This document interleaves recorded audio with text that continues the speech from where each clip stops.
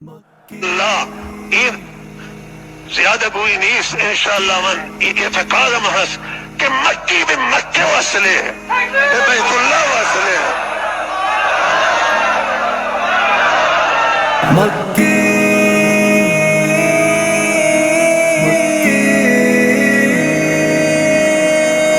ای بستان دین زاهدان را نگین، سفید بام تو قامت این زمین. توی جان ما عشق و ایمان ما، به لب ورد نام تو چون انگبین، به لب ورد نام تو چون انگبین. ای بستان دین زاهدان را نگین، سفید بام تو قامت این زمین. توی جان ما عشق و ایمان ما، به لب ورد نام تو چون انگبین، به لب ورد نام تو چون انگبین. صدا این دیار برز نور و جلا، ندای تو حق و تمہارا صدا.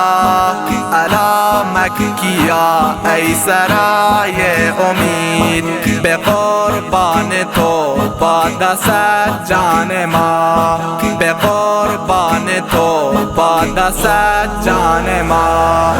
دوستان دین زاهدان را نگین، سفید بام تو قامت این زمین.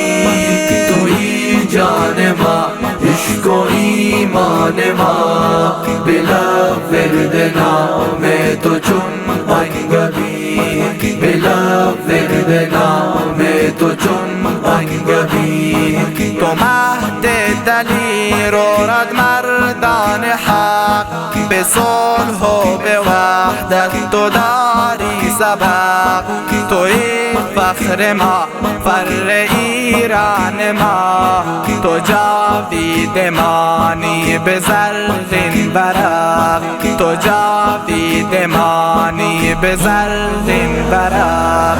ای دوستان دین زاهدان را نگین، سفید بام تو قامت این زمین. توی جان ما عشق و ایمان ما، به لب ورد نام تو چون انگبین، به لب ورد نام تو چون انگبین. خدایا حفاظت بکن رهبرم، و مکی نامدار و چون اخترم. بود این دعا هر دمی حامیا، سلامت ابد شیخ و تاج سرم، سلامت ابد شیخ و تاج سرم.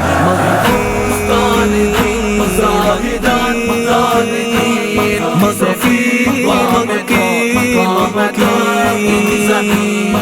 توی جان ما عشق و ایمان ما، به لب ورد